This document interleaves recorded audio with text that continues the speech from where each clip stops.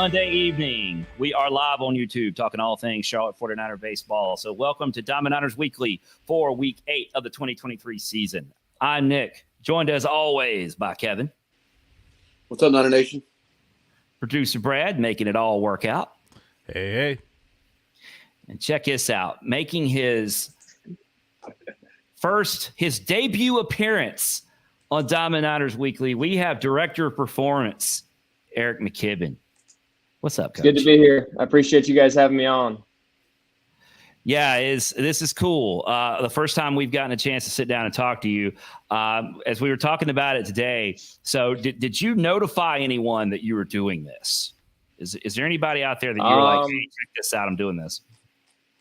No, just the baseball staff and the softball staff I kind of gave a heads up to. Okay. Well, maybe your family or something, maybe mom will see it later or something like that. You can send her a link. You can see how it goes, and then you can decide if you want to tell your folks about it or whatever. Yeah, I might shoot him a text afterwards and tell him to check it out. Yeah. I don't blame you. See how it goes first. All right, Coach. Well, we always talk, kind of week in review and look forward to the next week and all that stuff. And we're definitely going to do that. But we thought having you on for the first time, our first chance to kind of sit down and talk to you, we would kind of start with kind of your background. You're a D1 baseball player. In fact, as Kevin made me aware today, you made a trip to the Hayes. I think you're saying it's back in 2014. But let's talk a little bit about your journey through athletics, and then your transition into the performance side, and just kind of learn a little bit about you. Yeah. So I grew up in Indianapolis, Indiana. I'm a graduate of Ben Davis High School. Growing up, I played a bunch of sports. I played baseball, basketball, soccer for a year. And I played a lot of tennis when I was younger too. And then kind of once I got into like my teenage years, I kind of was more so just baseball and basketball. And then once I got to high school, it was pretty much just baseball because, we'd play travel baseball and then high school baseball. And so I graduated from high school in 2012. And then I went on to play outfield and first base at the University of Evansville. So I was there from the fall of 2012 to the spring of 2016. And so, yeah, we made that trip down to the Hayes, I believe in the spring of 2014. That was a pretty talented team we had. We were kind of led by Kyle Freeland, who's up with the Rockies right now. Just had a pretty good start this past weekend.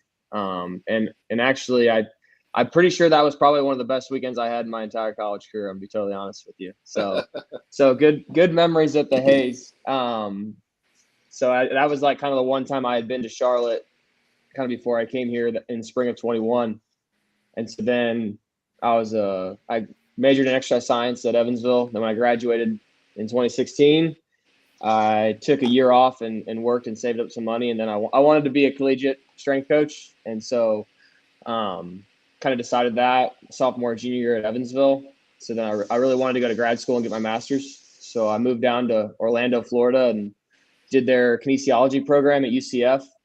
So I spent about 2 years in Orlando doing that. And then kind of towards the end of my master's degree, the winter semester, right before I graduated, I got an opportunity to go out to St. Louis for a few weeks, or it ended up being about 2 months. So I had an internship at P3, so Premier Pitching and Performance, and baseball training facility in St. Louis, where we trained all ages of baseball players from the youth level, high school, collegiate, and we had a pro program as well. So that was awesome experience. Got to be around a lot of different people, got to be around a lot of really intelligent people and learn a lot while I was there. And then we kind of worked with Charlotte a little bit in our collegiate partnership program. So kind of got to know those guys here pretty well. And then when kind of the position opened up in early 21, the opportunity presented itself. It was a no-brainer for me. It was something that I really wanted to do. So we went for it, and it's been incredible since day one of being here.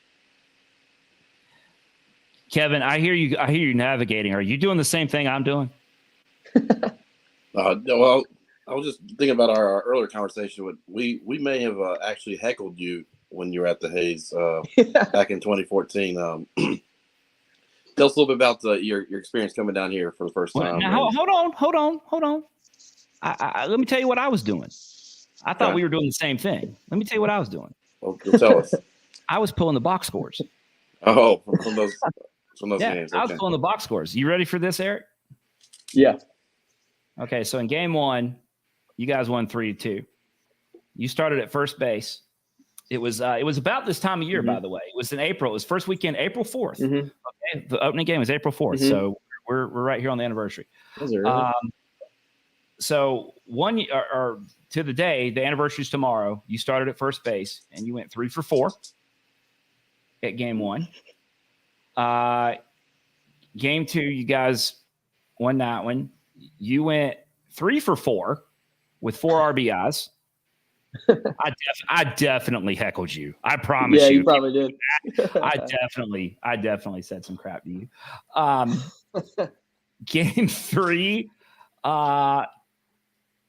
you were 0 for 3. 0 for 3 at first base. And then game 4, you were you were 0 for 2 with a couple of walks. So you drew a couple of walks, OBP. You had a pretty good weekend. I think those first 2 games were a doubleheader too. So that was kind of why that one was pretty memorable. Right. So I think that was a pretty good day. You are correct. That was a doubleheader. I remember there was tons of scouts there to see Freeland. A lot more than I think Baseball America was there.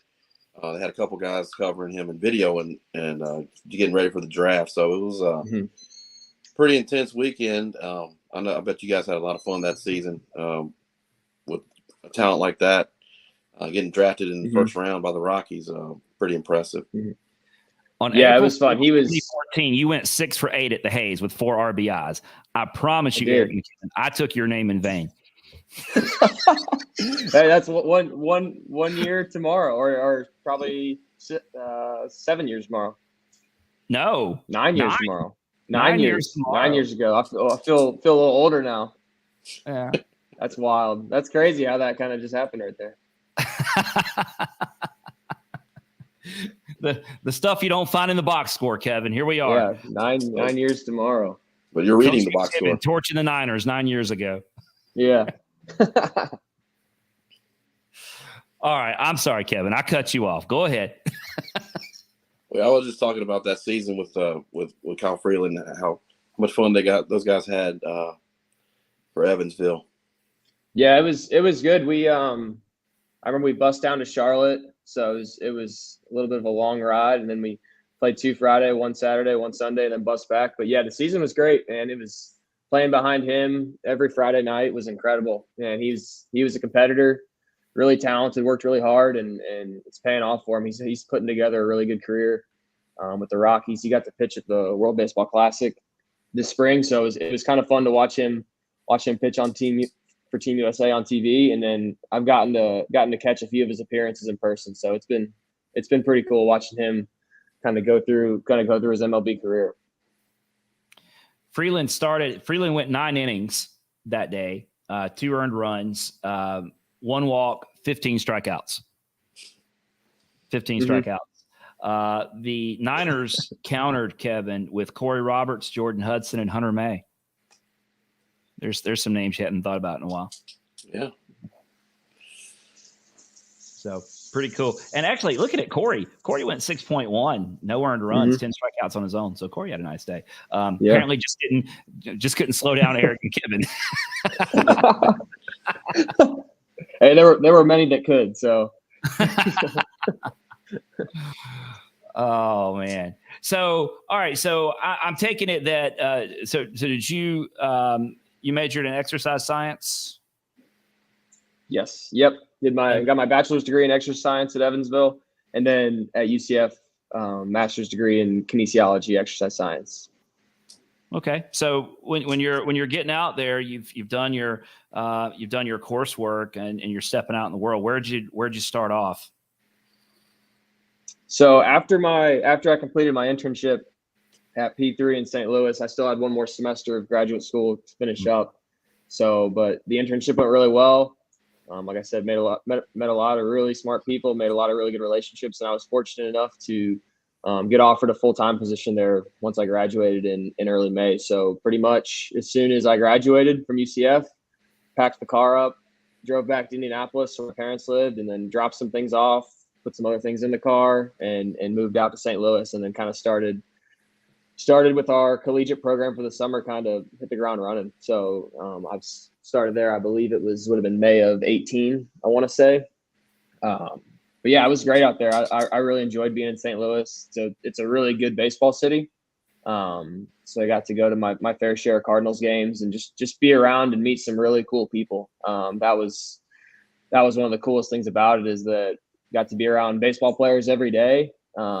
Get to train baseball players for a living in St. Louis. And so it was awesome. And I was really fortunate to have some really good mentors during that time. Forrest Herman is one of my former college teammates and one of my really close friends. He's now with the Baltimore Orioles, and he's one of their minor league pitching coaches. And at the time, he was the director of pitching at P3. And then Austin Miney was there at P3 at the time also, who's also with the Orioles now. And then probably one of my biggest mentors is Stephen Simmons. He was kind of headed up my internship when I first got out to P3 in that winter during my internship. And then he's now with Chicago Cubs working in their minor league strength department. So really, really fortunate to have met those people out there and still remain really close to all of them. Yeah. The P3 connection with Charlotte baseball has been huge for our program. As we got a pipeline of coaches coming through there as well, but just getting that program started here has made tremendous strides since we've had that P3 influence coming down to Charlotte. I think we were one of the 4 first collegiate programs to, I guess, subscribe or to partner with P3. How's that collegiate program going? Is that I'm sure it's expanding nationally. Yeah, I think it's going really well. I still talk to those guys every once in a while. But yeah, I'm pretty sure Charlotte was the first year. They were definitely in that 4, and I think they might have been the first. I'm not first ones to sign up. I'm not 100% sure on that. But I'm pretty sure Charlotte was the very first trip that we made as a facility out to a college campus to work with their pitchers. But it's been awesome. I think it's going really well. I think it's definitely grown. I think they have a handful of schools that are involved with it right now. So I'm really happy for those guys at P3. They do an incredible job there, work really hard, and they've done some awesome things for college baseball. So they're going to continue that, and I'm just fortunate that I was a small part of it for a little while. So it's pretty cool. And that first summer, a bunch of our guys just packed up and basically moved to St. Louis for the summer. I guess was that your first exposure to Charlotte guys, or had y'all been to campus already? So the P3 had been to campus, but I hadn't made a trip yet out. So that summer I think it was the summer of 2020, kind of right when COVID started. I think there were like 16 to 18 current Charlotte players or guys that were committed and going to Charlotte that fall that had came out to train for the summer. And that's probably one of my favorite summers that I've had working with those guys. Was just, they all came in pretty much at the same exact time every day, and they got after it. I think about 8 or 9 of them lived together in an Airbnb with no air conditioning in St. Louis in the middle of the summer. And it's pretty hot in St. Louis in the summer. So I'm not sure quite how they did that, but they made it through, and they worked really well as a group. So that was a special summer, because that was really the first time that I had gotten to meet a lot of those guys and be around those guys. That was really the first time I got to meet Matt Brooks, Nick Turnbull, Ryan Chanskowski, Bryce McGowan, those guys. So, and those guys have all done a ton for our program, and I'm really fortunate for that summer, because it was awesome getting to know those guys. Kevin, did we do a show? Yeah, we interviewed Matt Brooks from the I guess they called it the frat house. From the frat house. And I think several other guys kind of jumped on, didn't they? Did that happen? Yeah, it was brief, but it was we did do that because it was during COVID and we didn't have anything else to do either. So we're doing shows weekly to keep. A lot of air mattresses, I believe, was the case at that house. Well, if they didn't have air conditioning, you can imagine they wanted to get to the facility as much as possible. Right. Yeah. They spent some hours at the facility each day. Well, that's cool. So you got exposure to Charlotte baseball that way. And then the job comes, the job here on campus comes open. Walk us through. Did you know about it, or were you a pro? You know, how did that whole thing come to be? So I had that fall of 20, I had started going on some of the consulting trips on the road. So I think we had made 2 or maybe 3 trips to Charlotte that fall to work with the guys. And that's when I kind of first met Coach Woodard, Coach Bicknell, and Coach Simmons. We're all there. And, you know, just from the minute you get around those guys, like high energy, awesome guys to be around, love the game, want to continue to learn and move the needle and push our program to achieve everything that we're going to achieve. And so you're just around those guys, and it's honestly just something you really want to be a part of. So that was kind of my first impression. Those guys, they treated us really well whenever we would come to town.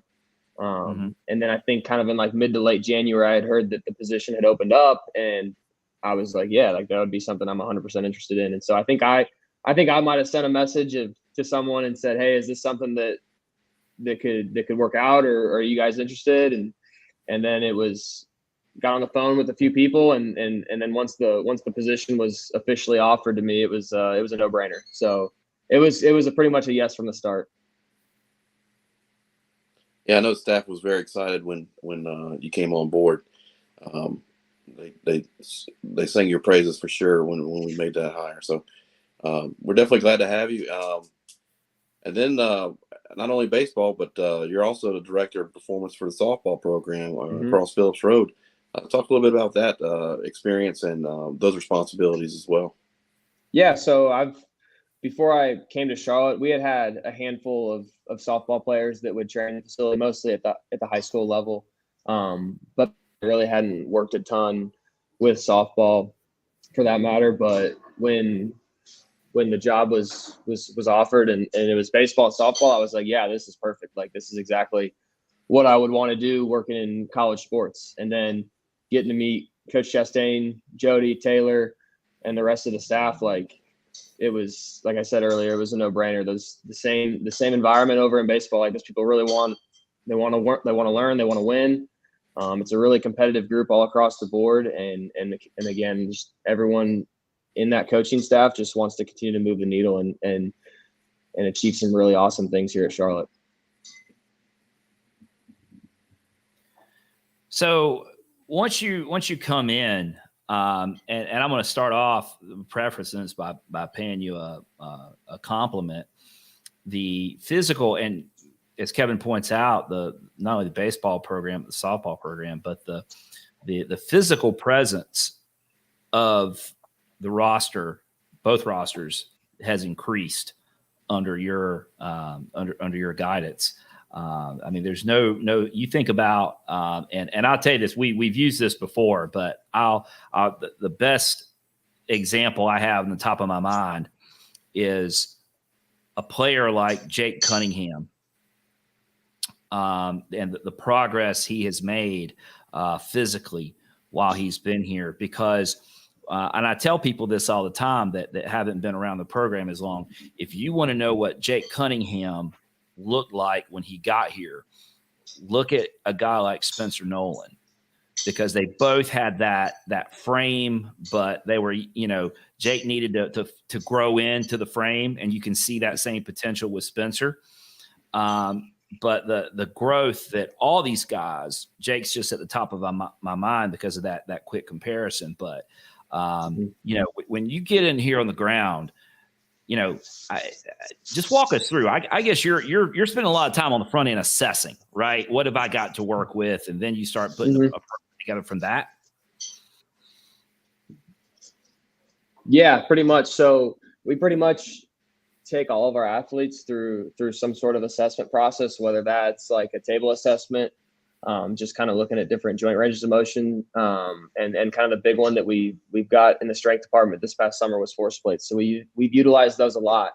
But Jake's done a tremendous job from the time he got on campus here at Charlotte. I got here that spring semester, so that would have been Jake's freshman year, when there's been the spring semester of his freshman year, and he's a workhorse. He's never satisfied. He's always gonna. I kind of got to kick him out of the weight room some days, but he's always one to show up to open weight room times or optional lifts over the summer because he's a Charlotte kid. He would come in the weight room over winter break. He was in the weight room 3-4 days a week, commuting about 45 minutes from South Charlotte. So all that credit for Jake goes to him because he's put in all the work. He's done all the hard work for it. I've just kind of been along for the ride, watching him go after it. But he's one of our hardest workers. He's one of our best teammates, does everything the right way. He's a great student. I'm really proud of Jake. But yeah, a lot of that credit goes to him. And from the overall physicality standpoint, I'm really fortunate that both coaching staffs, they really value the work that we do in the weight room, and they really push for it, and they really enjoy being in there. Like, both coaching staffs are always in there while our baseball and softball team are training during their training blocks. And I think that just enhances the environment. And it's a really competitive group across the board. Both groups are extremely competitive. They want to win.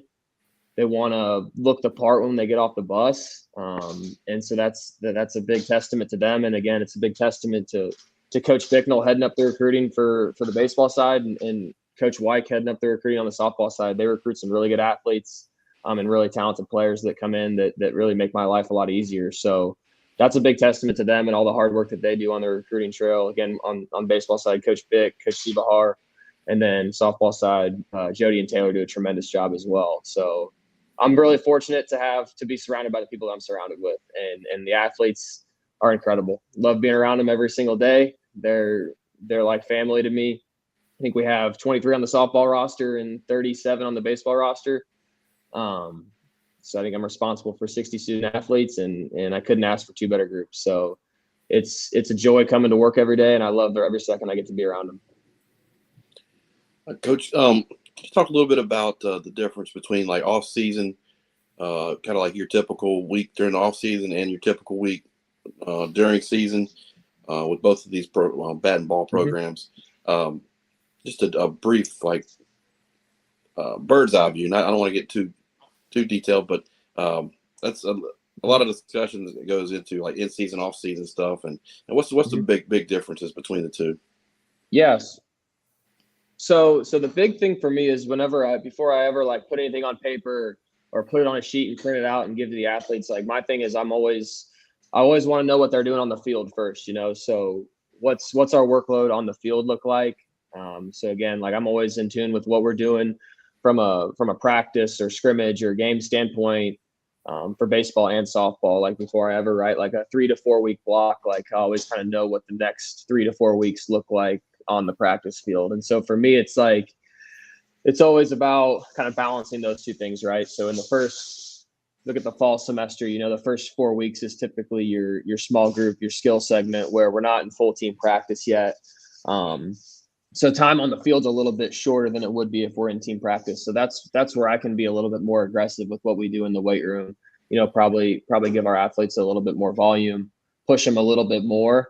So that like those times when we're not in our practice period for the fall is like where I'm really aggressive, and I'll push them. And then once we get into kind of our full team practice segment, we still push them pretty hard, but I pull the reins back just a little bit on what we do, just because I want to be really conscious about keeping people on the field, right? Like that's the definition of the role of the strength conditioning coach, is one, to prepare your athletes to face the demands that they're going to face throughout the course of a season, and keeping them on the field. So that's objective 1 and 2. And so I think we do a tremendous job of that here at Charlotte, and it takes everybody. So it's not just me, it's the rest of our coaching staff, it's our players, it's our athletic trainers, Donna Nimmo and Brittany Hoover with softball.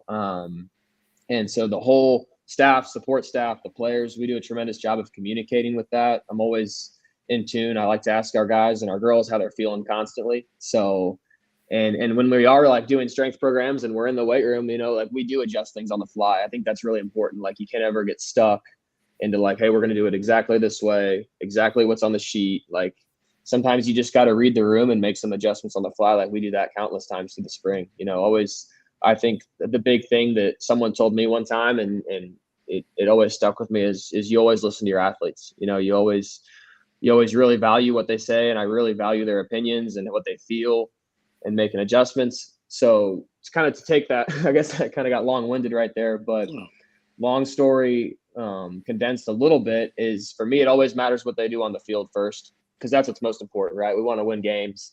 And so the fall is definitely a time where we'll probably give them a little bit more volume. We'll train more in the fall typically for our position players for baseball.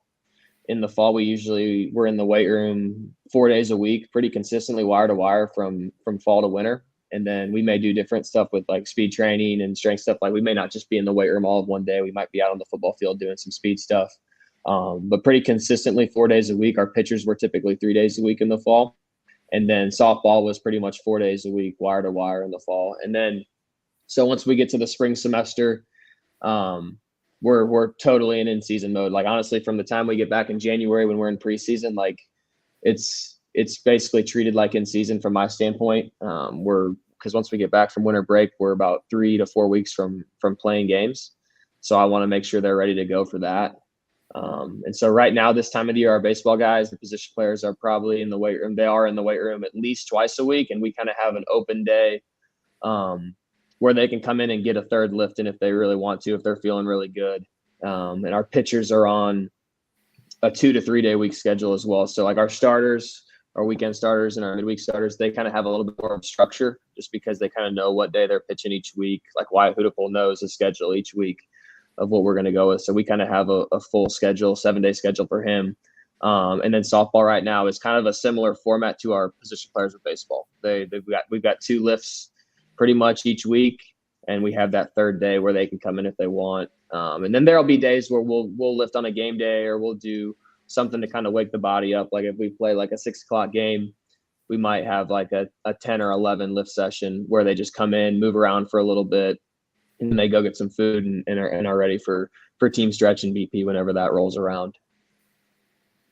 Yep. So, Coach, we cleared this question with you before we got on air, just so we didn't put you on the spot here. Mm-hmm. But for each team that you work with, baseball and softball, like everybody works hard and everybody works out. It's obvious. You can see the results. But if you had to, every team seems to have that one person, right, that would just rather lift than eat. The just absolute just animal, right? Mm-hmm. Who comes to mind when you think about baseball and softball? Who are like the workout, just like straight up animals? Yeah, that's a really good question. I would say from the baseball team, again, like for baseball and softball, that's a tough question because both groups love the weight room. They like to work really hard. They get after it. Like I said, they're really competitive. I would say from the baseball side of things, if I had to pick one person, I'd say Anthony Casiola. He, from the day he was on his official visit, we talked for a long time about weight room, lifting, everything sports performance. And then from the time he stepped on campus, man, he's a workhorse. He loves to be in the weight room. And he's probably pound for pound one of our strongest guys on the team, if not our strongest. Over the summer break and winter break, I'll get random videos from Casiola of him lifting in his garage gym or at the local gym by his house. But it's awesome. He always fires me up when I'll get a video from him at either like 9 a.m. or 9 p.m. of him deadlifting in his garage.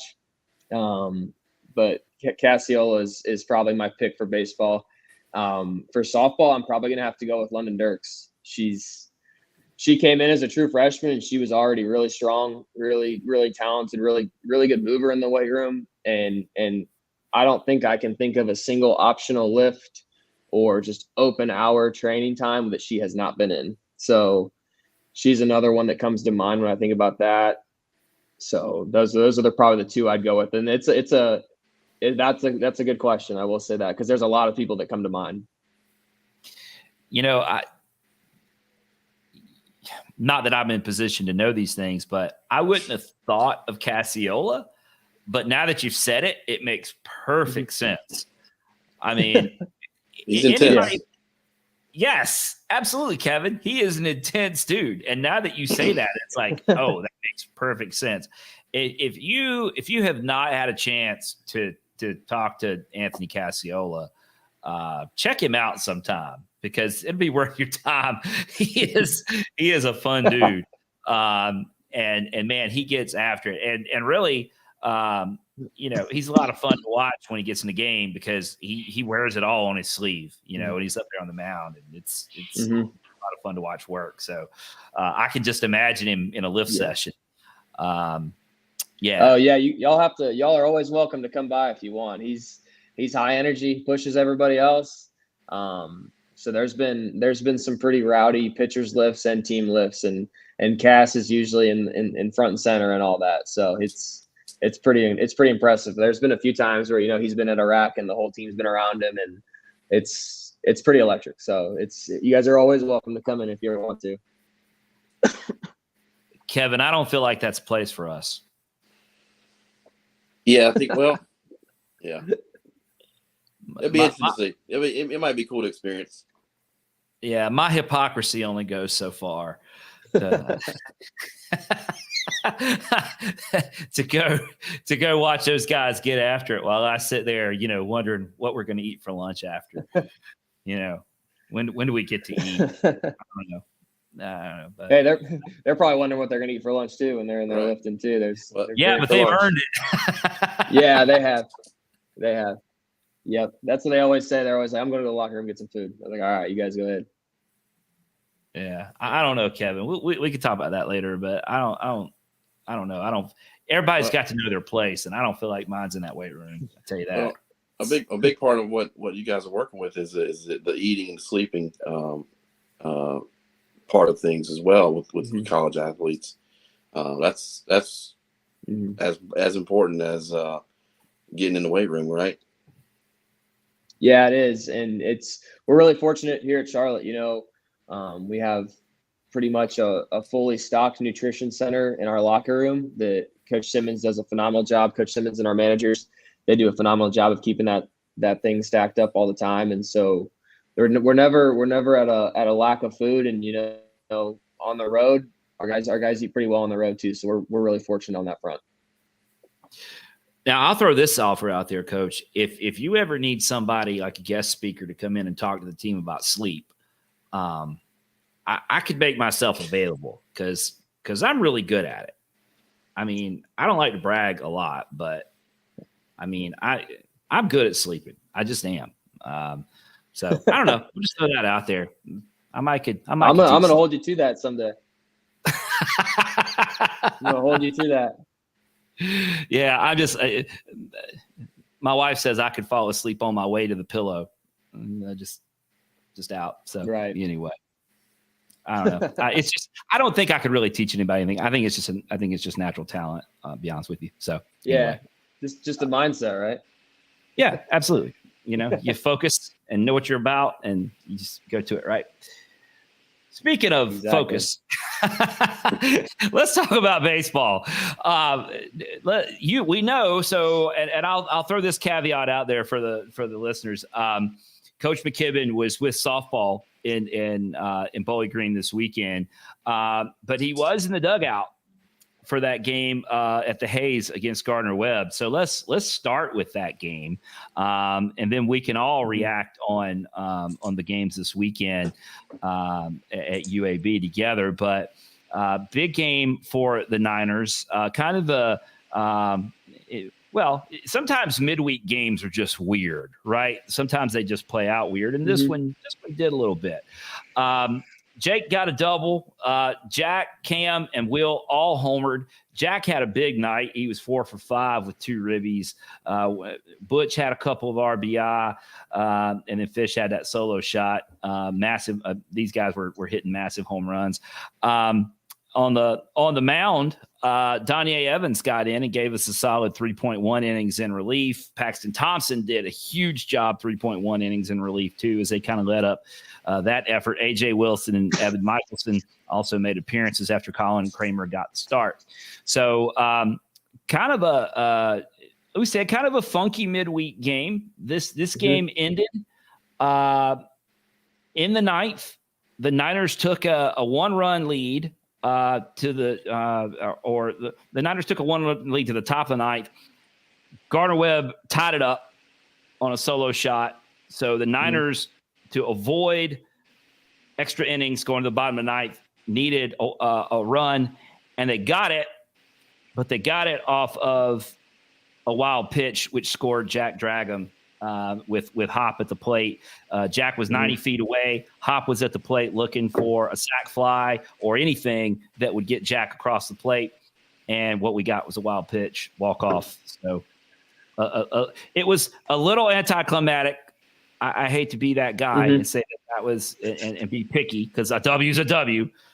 But the guy still got to celebrate a walk off. That was fun to watch. That was good. So good game, Coach. What was the vibe? What was the vibe like down there in the dugout on Tuesday night?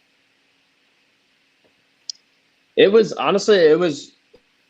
really calm. We were calm and relaxed the whole game. I think Coach Woodard said after the game, that was probably one of our gutsiest performances of the year. And the thing is that the whole time, I think everyone in the dugout was everyone was comfortable. Everyone was kind of feeling that we were going to win this game. It was just when are we going to do it? We're going to get some big swings of the bat.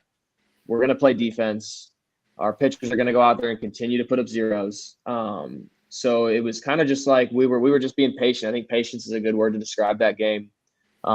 Chipped away a little bit, and obviously big swings of the bat from Butch, Fish, and Jack. Jack had a huge night and played a really good shortstop that day too. But yeah, it was just really calm and patient. I think it's a good way to describe that game. And there's going to be games like that. Not every game is going to be crazy, but it was just kind of we waited our turn, and we knew we were going to have our turn at some point. And when we needed some big swings, our guys came through. Our pitchers put up some really good innings on the mound. And then it was kind of funny when I think they intentionally walked to bring Hops into the plate, and everyone in the dugout was like, all right, Caden's got this. Caden, if you talk to Caden, he's probably one of the calmest individuals you've ever met. I can't think of really ever a time where I've seen him get sped up or high heartbeat. He's always really calm, cool, relaxed. And so, and then remember last year against Western Kentucky, he walked that game off. So he's been kind of our walk-off guy. So, when they intentionally walked to bring Caden to the play, it was this game right here. And I wasn't sure how it was going to end. My pick wasn't pass ball, wild pitch, but it worked out that way. And like you said, a win's a win. So we'll take it. And plate discipline when you're talking about Caden, that's what I tend to think of is if I said, if you said who's our most disciplined hitter, I'd probably say that Caden's first person that would come to my mind. There's a lot of guys, but I would probably start with Caden. So you kind of felt like they had no place to put him. In fact, I might have said, if you had asked me, like you said, you didn't have, wild pitch pass ball was not on your bingo card. If you had asked me, how's it going to end?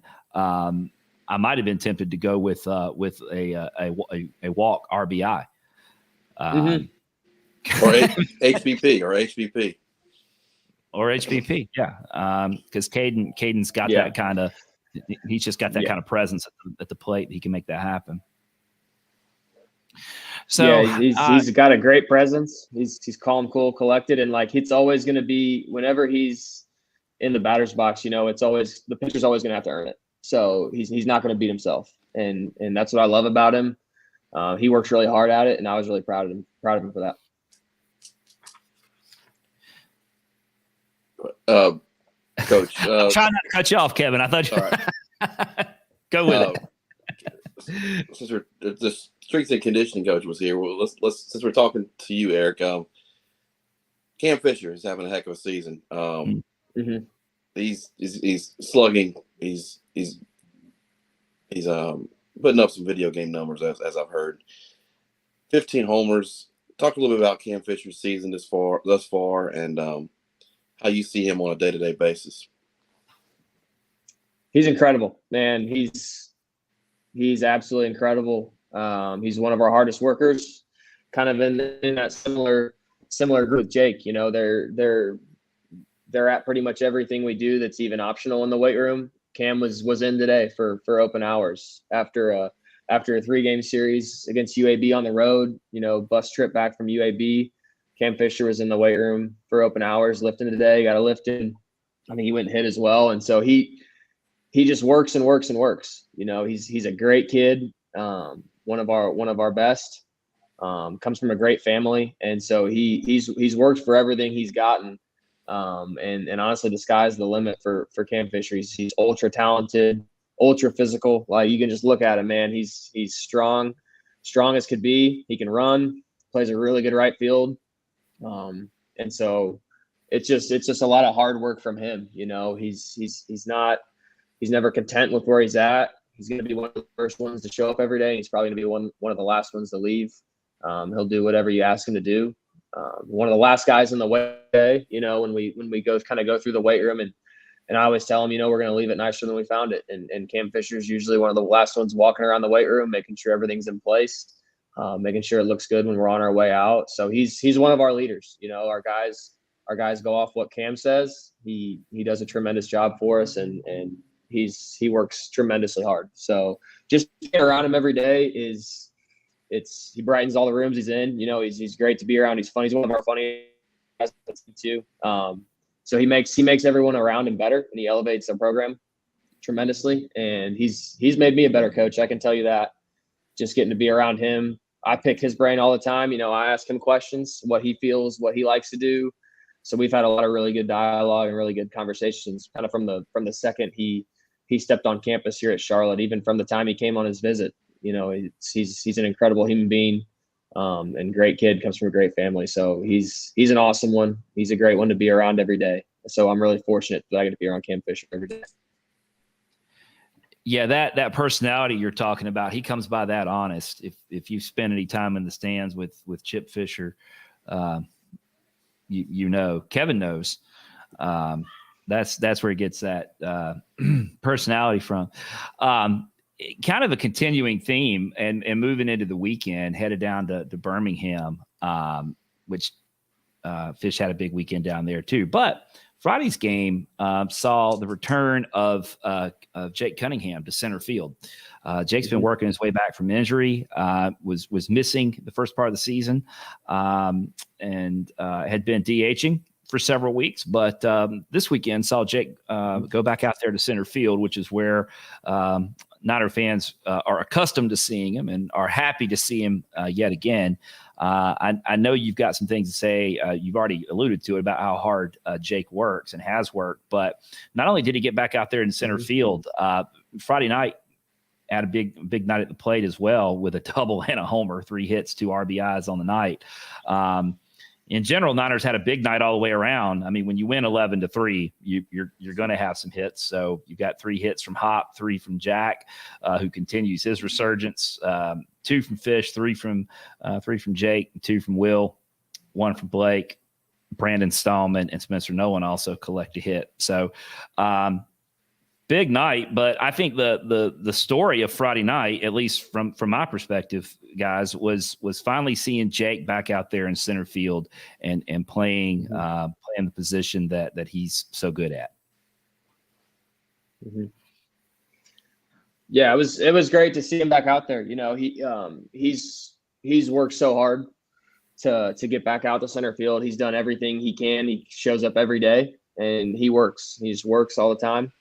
And so everything he had done leading up to that moment, it was awesome seeing him back out there. I'm not going to lie. It was pretty incredible, because you just, like, from my perspective, and Don and Emma, our athletic trainer, probably said the same thing. Like, we get to see a lot of the behind the scenes of the work that he's put in the training room and in the weight room to get back to that point. So it was a special night to see him back out there in center field, because I know he's wanted to be out there for a while. And he's such a great kid. So I could tell he was pumped. You know, Jake's not show a ton of emotion, but I think it was pretty apparent that he was really excited to get back out there. And, you know, honestly, it looked like he hadn't missed a beat. He ran down some balls, gap to gap. So he covers so much ground out there in center field and makes our defense so much better, kind of commands our outfield out there.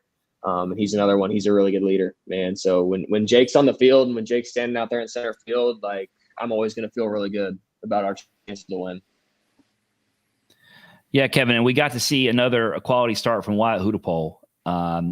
Wyatt is just getting the job done week after week. Another 7 innings, 2 earned runs, 8 Ks on the night, Kevin. But the big difference this Friday night for Wyatt's start was the run support. Wyatt's had some outings where things he hasn't ended up in the win column despite a good performance, but it all came together on Friday night. Wyatt's pitching and the offense delivered, Kevin. That's right. I think Wyatt started off right with the weekend. Kind of the theme of the weekend was pitching. I think we gave up 3 earned runs all weekend, and that's an earned run a game. Wyatt started off Hale and Cosentino on Friday, and then on Saturday we got another great outing from Cam Hansen. Spoyar in relief and Michelson closing it out. But we allowed 2 unearned runs, lost 2-1 in the middle game. But yesterday, the continuous theme pitching, Paxton Thompson 4.2, 3 hits, 0 earned. Donya Evans 2.1, 0 hits, 0 runs. And Evan Michelson again at the back end, two innings, donuts.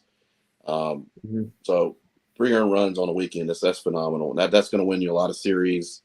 And that's exactly what the Niners did. They lost the game 2-1, but yesterday 5-0 shutout on the mound.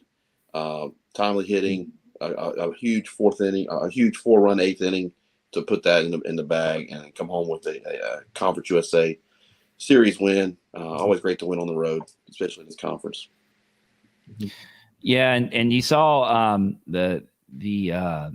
well, actually, Coach McKibben, you made out all right because you were with softball, so you got to fly back from Nashville instead of busing back from Birmingham. So I think you made out all right on that deal. The key stat there, Kevin, is Niner pitching staff last week, 4 games. Niner pitching staff $1.75 ERA for the whole week. To your point, that you can win games with that. Right. And yeah, phenomenal all weekend. And I had a feeling we'd have a big weekend coming into it. It seemed like there was some kind of some wacky playing conditions on Saturday with the wind blowing at 20, 25 miles an hour, they were saying on the broadcast. So I don't know. I don't know how the playing conditions were, but it seemed kind of wacky with our offense only scored 1 run for the day. So that was kind of odd, but I mean, I guess pitchers love pitching in that type of conditions. As long as it's not blowing out, I guess. As long as the wind's not blowing out. I was going to say, it depends on which way it's blowing, but yeah, it was kind of blowing left to right, sort of in as well. So, it is what it is. Baseball's, we all know baseball's kind of a funny sport. And I mean, you gotta give credit. I mean, their pitcher went. Is there a better name for this guy? Was born to go to UAB. His first name is Blaze. I mean, Blaze Berry. He's born to be a pitcher for UAB, right? Yeah, I mean, where else is he going to go pitch with a name like Blaze? I mean, they're the UAB Blazers, for heaven's sakes. He went complete game, 1 earned run.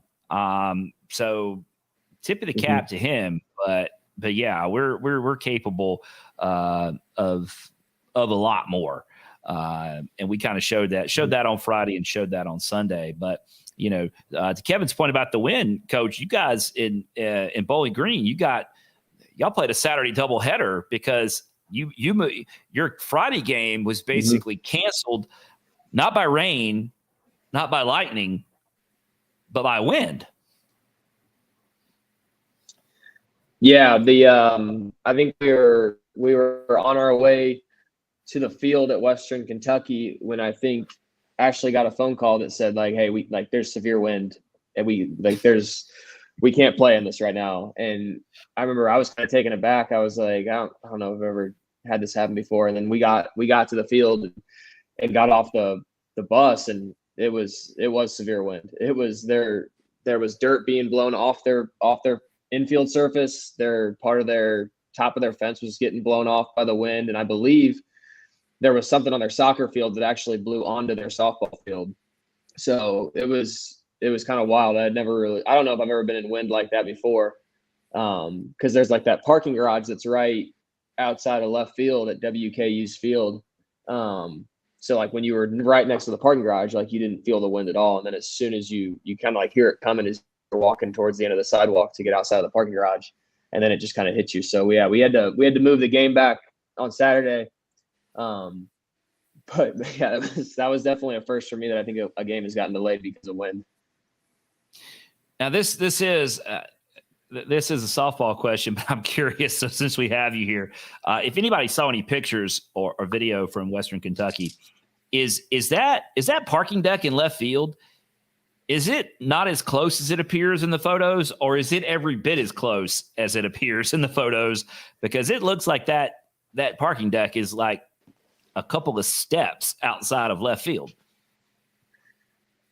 Yeah, it's honestly probably about 10 yards behind the left field fence. There's just kind of a wide sidewalk that takes you from the parking lot to the third base dugout, and you just wrap around the field, and then it's fence, sidewalk. It's a little bit wider than a normal sidewalk, and then parking garage. So they draw pretty well down in Bowling Green from a fan standpoint. So there were people kind of all over the parking garage, would just kind of back their trucks into a spot. We had some Niners fans out there too, so that was good to see. So it's honestly, it looks like a pretty good spot to watch a game from. So we weren't up there at all, but it looked like a pretty good seat to have to watch a softball game. Kevin, you know as well as I do, if we had a parking deck right outside of left field at the Hayes, we'd never come in the stadium. That's where we'd be. You know it's true. Yeah. Oh yeah, we'd be there Right. We'd be there for BP all the way through the end of the game. We would back the truck up just like Eric's talking about, put the tailgate down, and that's where we would be. It'd be like we'd buy season tickets, but if you went and looked it up, if John George went and looked it up to see how many of them had been scanned, it'd be like none. Yeah, very good spot. Never came in the stadium. That'd be us. Yeah, looks like a good spot. I think Auburn has a similar situation at their baseball stadium, but so let's move forward here. We've got a little under 10 minutes left here. Let's talk about the week ahead. The Niners get out of Birmingham at 5-4 in the league, 13-14 overall. Niners are 3 games out of first place, but that's okay. First place, San Antonio, is coming to the Hayes this weekend. We'll talk more about that in a second. But first, get a little midweek action at the Hayes on Tuesday night. And the weather looks like it's going to be really good Tuesday. Like a high of 78 tomorrow. Mm-hmm. So every reason to come out to the Hayes tomorrow. Tomorrow night at 6, Charlotte is taking on Radford. And Coach, with your purview, you're probably not doing much scouting of future opponents. That's not really your area. But I will tell folks in taking a look at Radford, they are 7-21. And those Gardner-Webb Bulldogs that we talked about a moment ago, those Gardner-Webb swept Radford this weekend. So Radford's coming in. Actually, I hesitate to even mention this, Kevin, because what do we always say? We're not superstitious. We're a little stitious. But we're a little stitious. Radford's on a 13-game losing streak. So there it is. That's just data. I do have some breaking news on the subject of Radford. Game notes out. The game notes are out, and starting pitcher has been announced as Tony Rossi. Tony Rossi's getting the ball tomorrow. So how about that? His first appearance of the season. So looking forward to seeing that. Yeah, I mean he's coming back from UCL. Is that right? Am I getting that right? Mm-hmm. Yep. So yes. this is a big step in getting healthy. Getting Jake back in center field was a big step. Jack is reemerging, and having another piece like Tony Rossi, who had who threw some big pitches for us last year. This could all be coming together at the right time. So just having Tony back out on the mound is encouraging. That's good stuff. Oh, by the way, Kevin, I'm throwing us off a little bit, but it just came to me. We're talking about getting these guys back in the lineup. Let's take just a second and give a shout out to a couple of guys here that don't get mentioned a lot, but we're about to, particularly on the defensive side. Freshman Spencer Nolan has played really good defense and has done a heck of a job stepping in at first base there. The staff talks all the time. Since he was a recruit, the staff has talked about how excited they were about getting Spencer Nolan to campus. And you're seeing it now. He's even sprinkling in some offense here and there, and really his plate discipline's been pretty good too, because he's drawing some walks that have helped keep some of these rallies that happened this weekend. A Spencer Nolan walk helped, in fact, turn over the lineup a couple times. So he's doing a great job at first and has really helped settle things down there. And also Dante DeFranco. We got to give a shout out to our boy Dante, who was holding down center field for a while, is now playing some second base with Jake back out there. But both those guys have really made a difference on the defensive side of things. So got to give those guys shout outs to work. I don't want it to go unnoticed that I think they've been an important part of not only getting increasing our performance, but settling things down on defense, which I think, Kevin, has given the pitching staff the confidence and the opportunity to do what they're doing right now, having that solid defense behind them. Yeah, it really goes hand in hand. Defense, solid defense, and good pitching. That's what Coach Woodard has talked about since day one. That's what they want to do, is play good defense and pitch well. So, like I said, it goes hand in hand. Yeah. So anyway, sorry, I kind of looped back on us there, but I thought it was worth going back to. I do that to you all the time, Kevin. At least it was on subject. It was on subject matter this time, at least. So it's good. Well, at least if it wasn't Eric, if Toby was here, we might have just gone off on some movie rant that only he and I know what we're talking about, but we're not. Right. So anyway, I thought it was worth circling back to give a couple of attaboys to those guys for the job they're doing as well. So this come out to the Hayes tomorrow night. The weather's going to be good. 6:00. If you can't make it, I do believe, Kevin, that's going to be on ESPN Plus. I think we're putting all of them there now. So if you can't make it out, check out ESPN Plus tomorrow night at 6:00. But now here's what we got to talk about. Whatever, if you are out of town with family obligations this Easter weekend, okay, we get that, all right. But if you're not, you need to be at the Hayes. This is, in fact, softball and baseball are playing at home at the same time. They both have huge matchups. Coming into the Hayes on Thursday, starting a day early because of Easter, Thursday at 6, Friday at 6, Saturday at 1, we have the first place UTSA Roadrunners. And as of about, I don't know, Kevin, 5 or 6 hours ago, the nationally ranked UTSA Roadrunners are coming in here, and they're coming in, 23-6?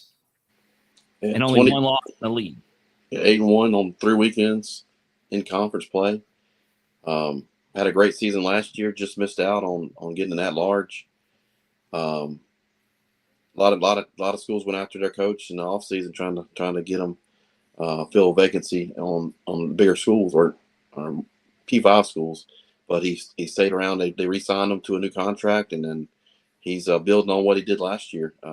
They're having a great season so far, and looking forward to the matchup with the Niners this weekend. Our boys don't need any help to get hyped up for a situation like this. This is what they come. This is what you play D1 baseball for, Coach. But what's your role in pregame? So it's Thursday. We're getting ready to play arguably the biggest game of the season so far. What are you doing? What's your role in getting the boys hyped up for this? Because I feel like that might be something that you're engaged in. So I'm usually on the field with them when they start warm up. So if we have a 6 o'clock first pitch, we'll start team stretch at 3:20. So I'm usually on the field around 2:45, 3 o'clock, ready to get going. And to be honest, I really enjoy being around them. I just go around. I try to talk to each guy during our warm up when we're going through our team stretch. So I think for a weekend like this, it's really easy to get really hyped up, really amped up for that. And I just try to kind of keep them calm down, keep them where they want to be, and I just like to be around them when they're on the field, doing ground balls pregame during BP or coming out of the cage during hitting on the field. So that's one of my favorite parts about my position is that I get to be on the field each day with them and the softball team. So I don't think I need to do any extra hyping them up. I think they're gonna be pretty ready to go as it is. So I just make my way around the field and kind of try to get around each guy and just talk to them a little bit. Kevin, just looking at their stats, and they've played a top 100 schedule. They haven't played the schedule that we have, but they've played a top 100 schedule. So it's not like they're just playing a bunch of cupcakes. But I mean, they got 8 guys batting over 300, batting 316 as a team. On the mound, they have a staff ERA of 3.32, while their opponents are at 7.74. So that's telling you something. But more than anything, what the stats don't tell you, Kevin, every year we play San Antonio, and you talked about their coach has done such a great job, and I was really impressed that they were able to keep him because there were definitely some heavy hitters that wanted him, and they did get screwed last year. I thought they were deserving of an at-large bid, but more than anything, forget the stats, throw all that out. But they're just tough. I mean, they play tough, gritty baseball. It's going to be a heck of a challenge for our guys. And like we said, though, this is why you come here, right? To play in games like this. So, Kevin, I mean, you could testify to it. If folks come out to the ballpark this weekend, it's going to be a dogfight. That's what I'm gearing up for. Just a straight up dogfight all weekend. Yeah, it seems like ever since we've joined Conference USA together, the second time around, we've had key weekends against UTSA. No matter what the standings say, it seems like we were battling to get into a conference tournament one time with them. Had to go there.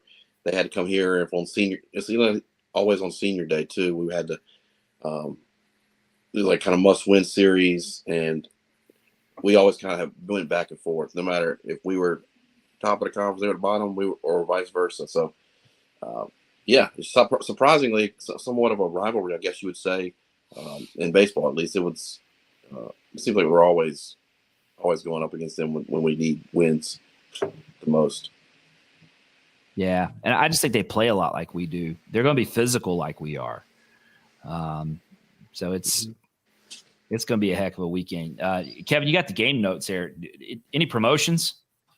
You're always Mr. Promotions. We'll let Coach give his. I'll get the promotions. I want to hear Coach's thoughts on what he's expected from UTSA. Yeah.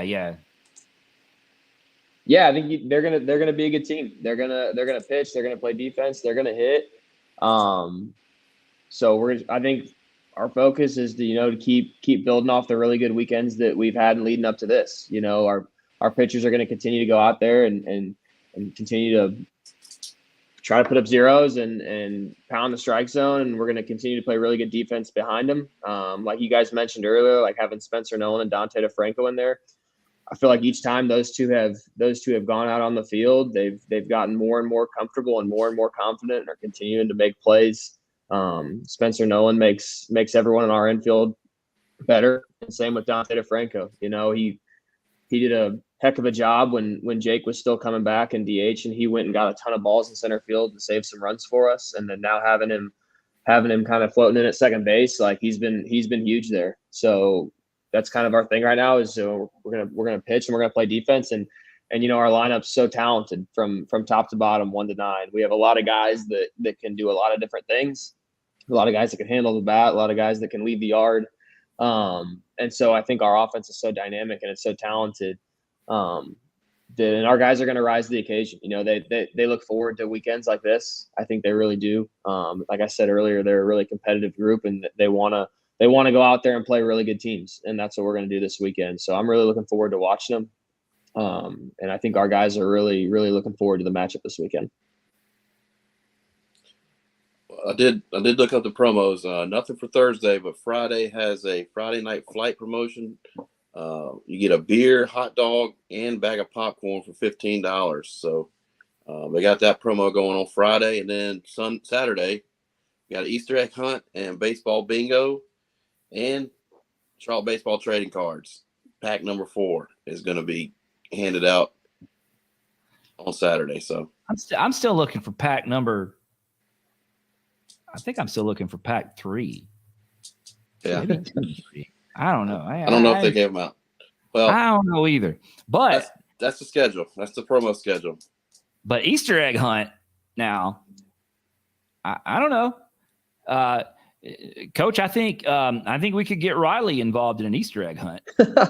Yeah, I'm sure she would be all for an Easter egg hunt. So we might have to get her out there and let her run around a little bit after the game. Yeah, that's Coach McKibben's dog. If you've been to the Hayes, you've probably met Riley. So that's And also softball's having the bring your bark in the park on this weekend as well. So bark in the park softball. So yeah. And they're doing some Easter stuff too. So, check out those promotions. Hey, we need to wrap this up, but I've been sent a question. All right. A question has come in, Coach McKibben. The question is: ask Coach McKibben what time staff lift is tomorrow morning. Staff lift will be at 9:30 sharp, and I think I know who that text came from. I think you probably do know who that came from. So 9:30. Okay, there's your answer. Just be there, be square. Staff lift 9:30. All right. Coach McKibben, you have made it through your first episode of Diamond Niners Weekly. Hopefully you are none the worse for wear, and we'll look forward to having you back again sometime. It's been fun hanging out and learning a little bit about your story and your background, and looking at all the damage in the box scores you did to the Niners in 2014. No, I appreciate you guys having me on. It was a lot of fun. Would love to come back on sometime, but yeah, I appreciate it, and I appreciate everything you guys do for our program. So big thank you to you guys as well. Nah, glad to do it, man. We appreciate you. All right, folks, we're out of time for this week. Look for this podcast wherever you find your podcast. If you're watching us on YouTube, make sure to click subscribe and turn on notifications to be notified of fresh content. You can also find Diamond Niner Report on social media: Twitter, Facebook, Instagram, never TikTok. Reach out anytime you'd like. We love hearing from you all. If you're old-fashioned like us, just say hello when you see us at the ballpark. We love doing that too. For Kevin, producer Brad, and Coach McKibben, this has been Nick saying we'll see you at the Hayes.